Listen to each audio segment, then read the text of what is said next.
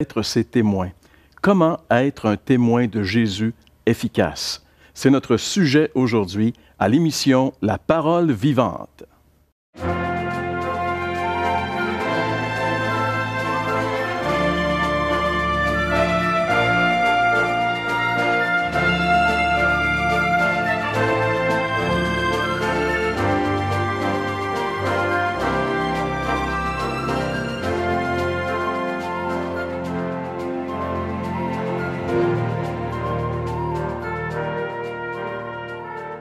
Bonjour Jeff. Bonjour Jean-Pierre. On est déjà rendu à la quatrième, dernière émission sur ce chapitre de l'Évangile de Jean. Comme tu le mentionnais il y a quelques semaines, originalement, il n'y a pas de verset ni de chapitre.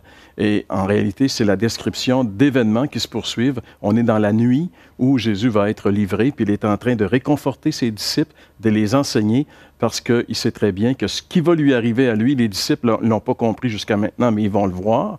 Et la première chose qu'ils vont faire, ils vont se sauver dans un premier temps.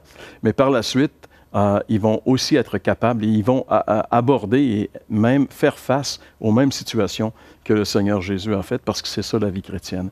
Parce que Jésus a demandé à ses disciples d'être ses témoins finalement. Et dans un monde hostile, comme on l'a vu, c'est pas toujours évident. Et puis tu sais bien de rappeler que les disciples eux-mêmes, à ce moment où Jésus leur parle, on est toujours dans ce dernier souper, et puis ces disciples sont toujours sur l'impression que Jésus est trop pessimiste. Ouais. Et que normalement, non, la foule est pour nous. On va le faire comme dans l'histoire d'humanité, si la foule se soulève, ils vont établir roi, je vais être premier ministre, pense l'apôtre Pierre, ainsi de suite. Et ainsi de suite. Non, c'est comme il dit à Jésus, je ne comprends pas que tu ne vois pas ici. Puis Jésus souvent il dit, non, le Père est en train de m'amener maintenant à être rejeté à Jérusalem, je vais être battu, je vais être humilié, je vais être rejeté. Et là c'est comme si l'apôtre Pierre ne peut pas le prendre. Il est encore dans cette idée du monde. On va s'en sortir avec toi, Jésus. Et Jésus te dit, non, vous n'avez pas compris, les gars. Le monde va rester contre. Et dans l'Évangile de Luc, ça ressort très, très bien. Quand Jésus, dans ce dernier voyage, il ne cesse de dire à ses disciples qu'il va aller à Jérusalem, qu'il va être rejeté, qu'il va être crucifié, qu'il va ressusciter. Et Luc dit, ils ne comprenaient rien dans ce que Jésus leur disait. Ils ne pouvaient pas comprendre. Ils ne pouvaient pas encore comprendre parce que le monde, pour eux, n'a pas été encore révélé. Ils étaient plus du monde, mais la pensée du monde encore tapissait leur... Les envahissait. Ah oui. Et donc, c'est pour ça qu'il dit, je vous dis ces choses avant qu'elles arrivent, afin que quand ils vont arriver, vous soyez encore solides, vous allez croire, vous allez comprendre. Mais le Seigneur sait qu'il parle à ces gars-là en ce moment. Eux autres sont dans on pourrait dire, eux sont dans l'évangile du succès, l'évangile de la prospérité, l'évangile de gloire. Comme malheureusement, dans certaines nations, c'est pire que dans d'autres, là. Oui. Mais on se sert de l'Évangile pour dire aux gens, c'est la victoire totale, vous allez être prospère, votre pays va devenir chrétien, ça va devenir merveilleux. Et non, on n'a pas compris. Et je pense qu'ici, le Seigneur va expliquer encore plus clairement. Dans le passage que nous allons voir aujourd'hui, je vais le lire maintenant, en réalité, il est court, c'est 2 versets, les versets 26 et 27. Jésus dit, « Quand sera venu le défenseur que je vous enverrai, de la part du Père, l'Esprit de la vérité qui vient du Père, il rendra témoignage de moi. Et vous aussi, vous me rendrez témoignage parce que vous êtes avec moi depuis le début. » C'est intéressant. Il dit d'abord que c'est le Saint-Esprit qui va rendre témoignage de lui. Comme si le Saint-Esprit, son ministère en venant, était de vraiment focusser sur la personne de Jésus. Pas sur lui-même, mais sur la personne de Jésus. Comme Jésus a mis tout l'accent sur le Père, en disant « Vous rendrez la gloire », il rendait toujours la gloire au Père, parce que le Père était à l'origine de son ministère, de sa vie, de toute cette obéissance. Là, maintenant, Jésus s'en va auprès du Père, il va être glorifié, et il envoie, comme tu dis, le Consolateur, ou le Saint-Esprit, ou encore le Paraclet. C'est un terme assez difficile à... On n'a pas d'équivalent en français, ni même en anglais, là, mais c'était comme celui qui prend ta cause, celui qui te soutient, celui qui vient te défendre. Quand lui va venir, il va venir non pas à côté d'eux, comme Jésus est à l'extérieur d'eux. C'est comme si le Seigneur dit, vous êtes avantageux maintenant que je m'en aille, parce que je vais revenir, mais celui qui va revenir à ma place va être en vous. Et là, ces hommes, toutes ces paroles que Jésus a proclamées, toutes ces œuvres que Jésus a faites, tous ses discours, son enseignement, va prendre corps en eux. Là, ils vont comprendre. Mais même ici, là, ils ne comprennent pas encore. Mais ils lui font confiance, mais ils ne comprennent pas pourquoi ça doit finir en catastrophe. C'est bien parti, Jésus. La dernière fois qu'on a vu la foule, tout le monde était pour toi. À Jérusalem, les foules étaient pour toi. Au point que même les autorités en Israël en disant, vous ne gagnez rien de le laisser vivre, là. Il va gagner tout le monde. Nous, notre sens du succès, là, en pensant comme le monde pense, pourquoi on ne laisse pas une chance à Jésus, comme à un politicien, comme à un scientifique, comme à un médecin, comme à un pédagogue? Peut-être qu'il aurait pu amener l'humanité à être mieux. Et c'est ça qu'il faut détruire maintenant. C'est pour ça que les chrétiens vont toujours, lorsqu'ils vont être fidèles au message, vont toujours s'attirer les foudres du monde, parce que Dieu recrée le monde en nous recréant un après l'autre. Quiconque, par exemple, reçoit Jésus-Christ comme son Sauveur et Seigneur pour être sauvé, il fait partie de la nouvelle création. Donc Dieu a jugé celle-là et fini. Donc c'est pour ça qu'on va rester toujours une petite roche dans le soulier, finalement, de ce monde. Tu sais. Oui. Puis en disant ici qu'il allait être en nous, ça vient donner un éclairage. Ben, enfin, on est dans la même perspective, dans la même pensée. Ça vient donner l'éclairage au fait qu'il disait le cep et les sarments. Oui. Tu sais, je veux dire, c'est la sève. La sève, c'est le Saint-Esprit en nous. La plus belle preuve, c'est que on sait que les disciples ne comprennent rien maintenant, mais ils vont tout comprendre d'une manière étonnante après la Pentecôte. Quand le Saint-Esprit va venir les habiter, c'est étonnant de voir l'apôtre Pierre se tenir debout et de prêcher avec une autorité incroyable, parce que et le Seigneur les avait avertis même, hein, attendez. Oui.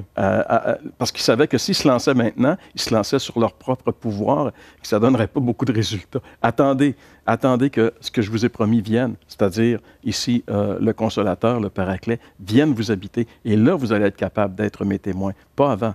Donc, le Seigneur nous rappelle ici l'importance de laisser l'Esprit de Dieu, le Saint-Esprit, vivre en nous. Et on aimerait que ce soit votre expérience également, à vous qui nous écoutez, afin d'expérimenter ce qu'est vraiment la vraie vie chrétienne. Non pas une vie religieuse, mais une vie où Dieu agit par nous et en nous. Si vous voulez avoir plus de détails là-dessus, vous avez des questions, vous pouvez communiquer avec nous au 1-877-537-7647. Vous pouvez visiter notre site web espoir.ca ou encore toutchrétien.com. Il y a plein de choses qu'on ne comprend pas dans la parole de Dieu. Ce que le Seigneur nous demande, c'est pas de tout comprendre, c'est de lui faire confiance. Quand je comprends, tant mieux, c'est plus facile. Quand je comprends pas, c'est pas grave, il est digne de ma confiance. Il peut pas me tromper, Dieu.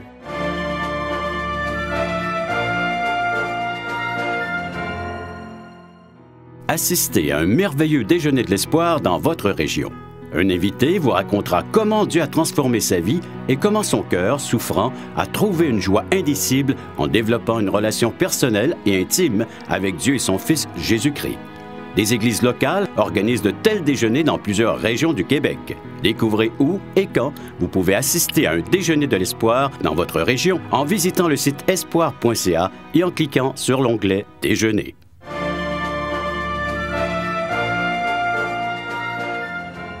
On est en train de retrouver Jésus quelques heures avant qu'on vienne l'amener pour passer ce faux procès, puis finalement le crucifier.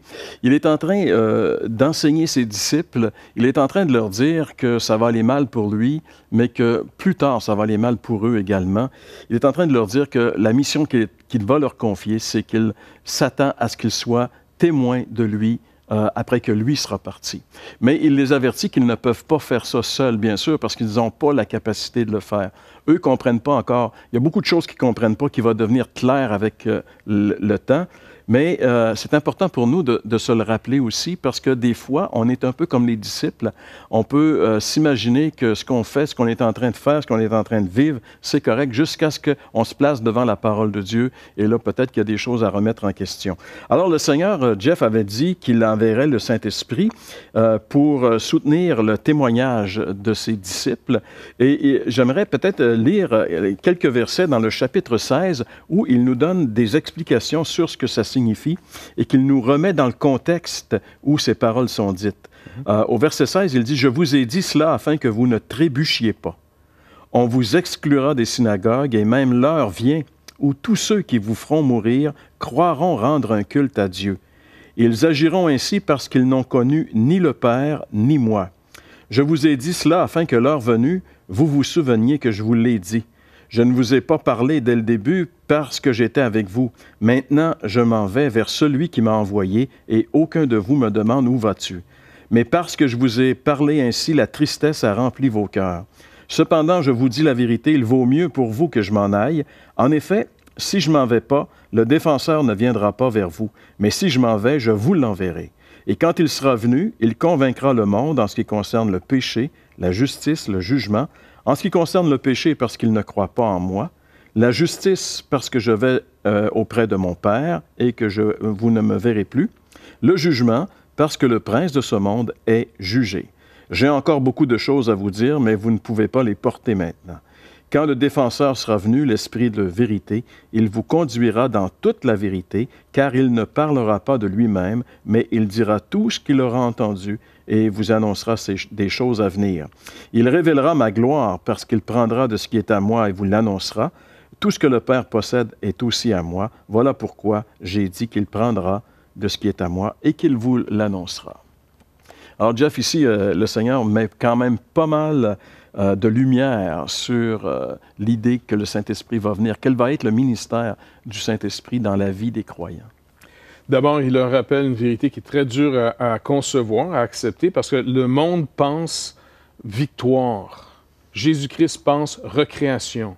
Terminer une première création qui est jugée, invite les hommes et les femmes de ce monde maintenant de venir par lui dans la nouvelle création. Mais pour même les apôtres ici, c'est encore obscur. Comment tu peux avoir une victoire en étant faussement accusé et te laissant faussement accuser? Toi qui es un tout-puissant, tu te laisses avoir par tes créatures. Ils ne comprennent pas. Mais il dit, je vous dis ces choses afin que ça ne soit pas pour vous une occasion de trébucher, de chute. Là, t'sais. Donc, on voit qu'il s'adresse encore une fois à des hommes qui ne comprennent pas le message. Mais ils lui font confiance. Et ça, c'est pour nous une très grande leçon. Il y a plein de choses qu'on ne comprend pas dans la parole de Dieu. Ce que le Seigneur nous demande, ce n'est pas de tout comprendre. C'est de lui faire confiance. Quand je comprends, tant mieux, c'est plus facile. Quand je ne comprends pas, c'est pas grave, il est digne de ma confiance. Il ne peut pas me tromper, Dieu. Donc, le Seigneur dit, je vous dis ces choses avant qu'il arrive.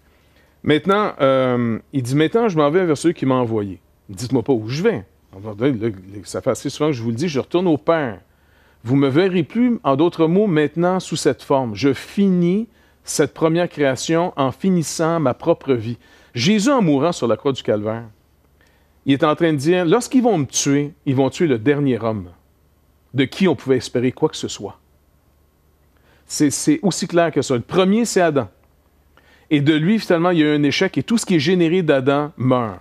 Mais parce que le monde espère dans un sauveur, le monde espère une technique, le monde espère un médicament. J'entendais dernièrement des gens qui disaient, on va peut-être trouver un jour un médicament qui va donner la vie éternelle. Ouais. Tout le monde essaie de trouver qui va nous délivrer, les ordinateurs, les robots, la chimie. Jésus dit, lorsqu'ils vont me prendre, et c'est le jugement que je fais de ce monde, moi qui étais leur seul espoir, j'ai rendu manifeste l'amour de Dieu pour eux. J'ai manifesté une puissance puis des paroles que personne n'a jamais pu dire. C'était pas dans le sens du faux. Maintenant, je vais me livrer entre leurs mains, leur justice va me crucifier. Et en me crucifiant, en me faisant mourir, ils ont montré que même le meilleur venant dans ce monde ne peut pas sauver ce monde. Alors, pour tous les gens qui nous proposent des solutions, ils sont mieux de retourner il y a 2000 ans à Jésus-Christ. Ils l'ont crucifié. Et les disciples eux-mêmes vont être complètement bouleversés parce qu'ils espèrent tellement en lui, mais en lui comme il est là. En lui, homme véritable qui marche dans cette vie. Mais Jésus leur dit, ils vont me tuer, mais je donne ma vie. En réalité, personne ne me l'a pris. Je fais exprès. Je vais leur montrer finalement d'abord avant de mourir, avant de donner ma vie. N'espérez plus en vous, c'est ce qu'il est en train de leur dire. Mais le monde ne veut pas entendre des choses pareilles. Même on fait tout aujourd'hui pour essayer de dire, ayez confiance en vous. Moi, j'ai confiance dans la vie, j'ai confiance, mais j'ai pas confiance en moi. Mais ça ne veut pas dire que j'ai une mauvaise image de moi. Pas du tout. C'est ça. J'ai confiance dans celui qui m'a aimé et ça me donne confiance de vivre, de faire face à toutes sortes d'événements aujourd'hui. Mais tant mieux que je n'ai pas à avoir confiance en moi. J'ai confiance en Jésus-Christ. Et c'est ça qu'il est en train de leur dire ici. Et on aimerait justement inviter les gens qui nous écoutent à mettre leur confiance dans le seul qui est digne de notre confiance, le seul qui ne nous décevra jamais, mais qu'on a parfois quand même pas mal de difficultés à bien comprendre, à bien saisir, c'est le Seigneur Jésus-Christ.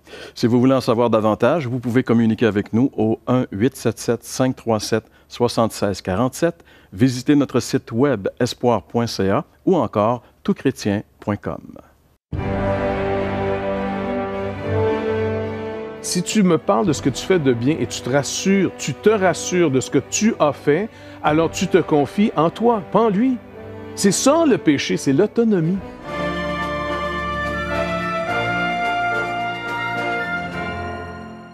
Voulez-vous combler le vide dans votre âme? Avez-vous soif d'une sérénité intérieure? La souffrance de votre cœur vous lasse-t-elle? Appelez dès maintenant pour recevoir gratuitement un évangile de Jean pour connaître l'amour de Dieu, un Nouveau Testament pour trouver des réponses à plusieurs de vos questions, le livre Destination finale pour comprendre la nécessité du salut et finalement la Bible et le salut qui nous explique comment recevoir Jésus. Contactez-nous à espoir.ca ou composez 1-877 l'Espoir.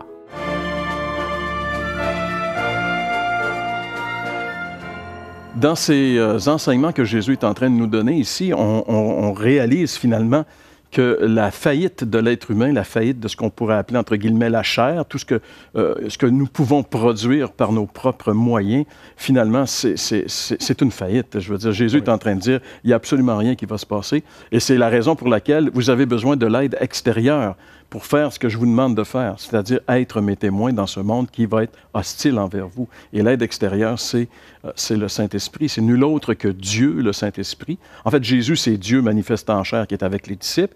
Il dit, je m'en vais, mais je ne vous laisse pas orphelin, je ne vous laisse pas seul.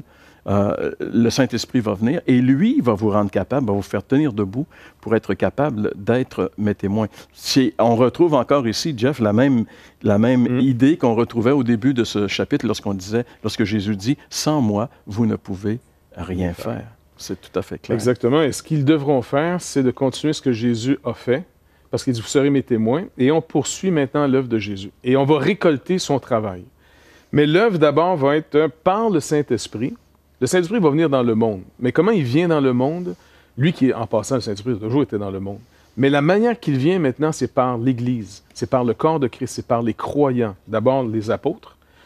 Et qu'est-ce que le Saint-Esprit va faire par les apôtres? Il va finalement annoncer un message en 3 parties. Il va montrer au monde son péché. Il va montrer au monde la justice de Dieu face à ce péché. Et finalement, il va montrer au monde que le jugement s'en vient. Et quand il parle du péché, j'aimerais encore rappeler, je suis fatiguant là-dessus, mais c'est parce qu'on a tellement fait un focus sur les fautes négatives, où là, tu n'as même pas besoin du Saint-Esprit. Un voleur, là, qui sait qu'il est voleur, il n'y a pas besoin que tu dises « Hey, sais-tu, voler, c'est mal. » Tu aurais dû me dire ça avant, je ne savais pas, moi, là. Si je l'avais su, je n'aurais jamais volé. Tu comprends? Et un voleur, là, il sait qu'il est pourri. Il sait qu'il est traître, il sait qu'il est lâche, il sait qu'il est un écœurant. Il le sait.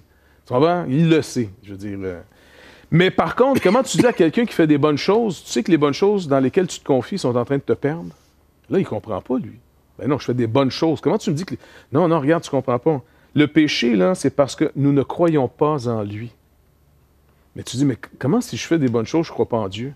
Si tu me parles de ce que tu fais de bien et tu te rassures de ce que tu as fait, alors tu te confies en toi, pas en lui. C'est ça le péché, c'est l'autonomie. C'est de penser que ça repose sur moi. Et donc, inévitablement, les échecs de la vie, les gens qui sont disqualifiés, ils sont plus près. C'est pour ça que Jésus dit, les voleurs, les prostituées, ils vous ont devancé dans le royaume.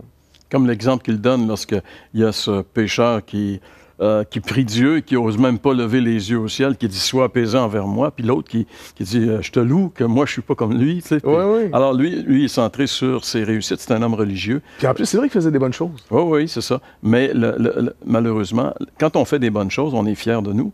Et quand on est fier de nous, on se met en première place, alors que c'est Jésus qui doit toujours avoir la première. Mais tu vois-tu, Jean-Pierre, à quel point ça va à l'encontre de tout ce qu'on entend jour après jour? Absolument. La fameuse estime de soi. Il y a même eu un moment donné, une philosophie, je pense, le Dieu en soi. Je me parle, je me fais, Comme on est des obsédés de nous-mêmes. Et c'est en train de nous tuer. C'est la pensée du monde. C'est cette pensée du monde qui ne peut pas tolérer que quelqu'un d'autre dise le contraire, finalement. Et les chrétiens ne font que ça, dire le contraire. Alors, on est désolé. ça explique finalement l'antagonisme que Jésus a mentionné ici. Oui. Donc, tu sais, comme Paul, il dit à Timothée... Il dit, tous ceux qui veulent vivre pieusement, c'est-à-dire tous ceux qui veulent vraiment marcher sincèrement avec Dieu, honnêtement, d'une manière authentique, vont être persécutés. Ouais. Dans le sens que, et si tu marches, comme tu disais, juste le fait de marcher avec Dieu vient vient de condamner les gens qui ne marchent pas. Tu ne condamnes pas les gens parce que tu leur dis quoi que ce soit, mais ce que tu fais, la façon que tu agis, ta confiance, ta paix, ta joie, et toujours dire que c'est pas moi, c'est lui, bien ça condamne continuellement les autres. Puis de rappeler aux gens que si ils n'ont pas reçu ce que Dieu nous donne par Jésus-Christ, ils vont mourir. Ils vont dire, mais vous prenez pour qui? Rien que vous autres qui a raison, rien que vous autres qui a la vérité. Écoute, c'est pas rien que nous autres qui a la vérité, c'est Jésus qui l'a dit. C'est Jésus la vérité et il l'a prouvé. Je veux dire, il n'y a personne en 3 ans qui a donné sa vie comme lui. Tu sais ce que ça a fini qu'ils l'ont tué, parce qu'ils ont pensé de le tuer puis s'en débarrasser. Comment ça se fait qu'on est 2000 ans plus tard et on a essayé d'enterrer ce nom-là, de tuer ce nom-là, de massacrer jusqu'à aujourd'hui ceux qui se confient en lui, ceux qui disent au monde, non, je suis désolé, le monde s'en sortira pas. Jamais, tout seul, impossible, à moins que nous revenions à Dieu par Jésus-Christ. Car Dieu est juste et il ne peut pas finalement ne pas juger. Mais il peut rester juste tout en justifiant si on vient à lui par Jésus-Christ parce qu'il a jugé tous nos péchés en Jésus. Jésus-Christ a pris ce péché-là qui était notre indépendance. Il est mort pour payer la dette. Le salaire du péché, c'est la mort. Jésus-Christ est mort à notre place. Il est ressuscité pour montrer que la dette est payée. Maintenant, pourquoi le monde dit non encore? Parce qu'on veut s'en sortir nous-mêmes. Et c'est pour ça que le chrétien, il est très dérangeant. Et juste le fait que, comme tu disais, l'Église a pu persévérer contre cet antagonisme du monde pendant 2000 ans et qu'elle est présente encore aujourd'hui, même si de moins en moins elle est présente en Amérique du Nord, tu sais, surtout au Québec, mettons, mais on sait très bien que dans d'autres pays, comme en Chine, par exemple, il y a une explosion incroyable du christianisme. Donc, ça ne meurt pas, il est toujours présent. Et ça, c'est une preuve que si ça a pu passer à travers toutes ces persécutions, ça a pu passer à travers les millénaires, et que c'est encore là aujourd'hui, il y a peut-être quelque chose de vrai là-dedans, peut-être. Hein? C'est peut-être pas tout à fait faux. C'est pour ça qu'on aimerait vous inviter à réfléchir sérieusement sur les paroles de Jésus, sur ce qu'il a fait à la croix pour vous, et le désir qu'il aimerait vous faire connaître que vous devriez connecter avec lui, que vous devriez vous engager à marcher avec lui par la foi. Tout est question de foi et de confiance en lui. Pour en savoir davantage, vous pouvez communiquer avec nous par téléphone au 1-877-537-7647. Visitez notre site web espoir.ca ou toutchrétien.com. Ils vont être vivement touchés et leur réponse à Pierre, c'est « Qu'est-ce qu'on doit faire? » Faire. Et lui, il leur dit simplement « Non, venez être baptisés pour rendre manifeste que vous faites que confiance en Christ pour le pardon de vos péchés, en réalité. » Donc, c'est toujours ce principe-là. Je suis obligé de tout laisser.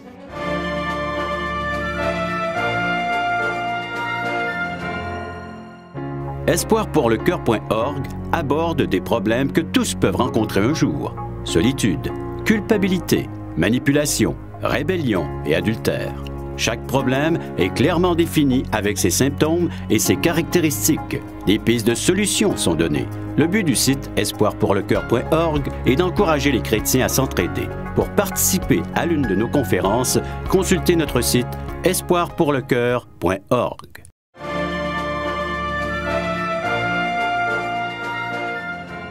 On termine le chapitre 15 de l'Évangile selon Jean, où Jésus, justement, dit à ses disciples qu'ils rendront témoignage de lui, mais il les avertit que ce ne sera pas facile parce que le monde ne voudra pas recevoir leur témoignage. Et le monde dont il est question ici, comme Jeff nous l'a très bien mentionné, c'est plus le monde religieux, c'est-à-dire l'élite de ce monde qui croit en elle-même, qui croit qu'elle est correcte. Ça me faisait penser, Jeff, à ce passage où Jésus dit justement aux dirigeants religieux, « Vous sondez les Écritures pour avoir la vie éternelle, et elles rendent témoignage de moi, et vous ne voulez pas venir à moi pour avoir la vie. » C'est assez paradoxal. Il dit, vous consacrez votre temps, votre énergie à sonder, à travailler, à étudier les Écritures parce que vous voulez avoir la vie éternelle. Les Écritures vous rendent le témoignage que c'est moi qui vous donne la vie éternelle, c'est moi qui ai la vie éternelle, puis vous voulez pas venir à moi. Pourquoi? Qu'est-ce qu'il y avait qui les empêchait de vraiment venir à Jésus, Jeff? Bien, toujours cette obsession de trouver la formule que je peux faire quelque chose. La réaction de tout le monde lorsque l'Évangile les frappe, ça va être de dire, par exemple, dans les Actes, l'apôtre Pierre va prêcher son premier message après la Pentecôte, rempli du Saint-Esprit qui va justement faire ce ministère. Ils vont être vivement touchés et leur réponse à Pierre, c'est « Qu'est-ce qu'on doit faire? » Faire. Et lui, il leur dit simplement, non, venez être baptisés pour rendre manifeste que vous faites que confiance en Christ pour le pardon de vos péchés, en réalité. Donc, c'est toujours ce principe-là. Je suis obligé de tout laisser. Le Seigneur me dit, laisse tout, abandonne tout pour me faire confiance qu'à moi. C'est comme il faut que je retourne dans le jardin tout nu, en réalité. J'ai plus rien. Je n'ai plus rien. Sauf sa grâce pour moi, sauf son pardon à mon égard. Si j'ai autre source de salut, ça va me perdre. En t'écoutant, Jeff, je pense que sans Christ, on ne peut rien faire. C'est ce qu'on essayait de passer. Sans Jésus, on ne peut vraiment rien faire. Et surtout dans le domaine de notre salut, c'est ça qui est le plus important, parce qu'en réalité, notre éternité en dépend, notre destinée éternelle en dépend. Et au niveau de notre salut, c'est pas la religion, nos bonnes œuvres, c'est pas ce qu'on pourrait produire de mieux qui va nous sauver, c'est uniquement la confiance qu'on va mettre dans celui qui a accompli une fois pour toutes l'œuvre qui peut nous sauver, c'est-à-dire l'œuvre de la croix. Quand Jésus a été sur cette croix il y a 2000 ans à Jérusalem, la Bible nous dit qu'il est devenu coupable de tous nos péchés. C'est comme si tous les péchés de l'humanité étaient devenus collés sur lui et que là, Dieu l'avait passé en jugement à notre place. Parce qu'il portait nos péchés, il était celui sur qui le châtiment de Dieu est tombé, afin que sur nous tombe la paix de Dieu. C'est ce que Jésus a fait sur la croix. Et personne d'autre que lui ne pouvait le faire. Il l'a accompli une fois pour toutes. Le message des disciples qui ont été ses témoins était de proclamer, Pierre, à la Pentecôte, a proclamé Jésus comme étant le seul qui pouvait sauver les gens qui l'écoutaient. Et encore aujourd'hui, notre message est le même. Seul Jésus peut vous donner la vie éternelle, le pardon de vos péchés et vous aider à vivre sur cette terre une vie fructueuse. Pourquoi ne pas venir à lui tel que vous êtes maintenant? Après avoir écouté ce message, après avoir écouté cette émission, nous aimerions vous inviter à venir à Jésus, à vous tourner vers lui simplement et à lui dire que vous avez essayé, ça ne marche pas, maintenant, qu'il prenne votre vie, qu'il fasse de vous ce que lui, il veut faire avec vous. Si vous faites cette prière sincèrement, vous allez voir que votre vie va prendre un nouveau tournant et vous allez réaliser que sans Jésus, on ne peut vraiment rien faire. Pour en savoir davantage, vous communiquez avec nous par téléphone 1-877-537-7647. Vous pouvez aussi nous visiter sur notre site web espoir.ca ou toutchrétien.com.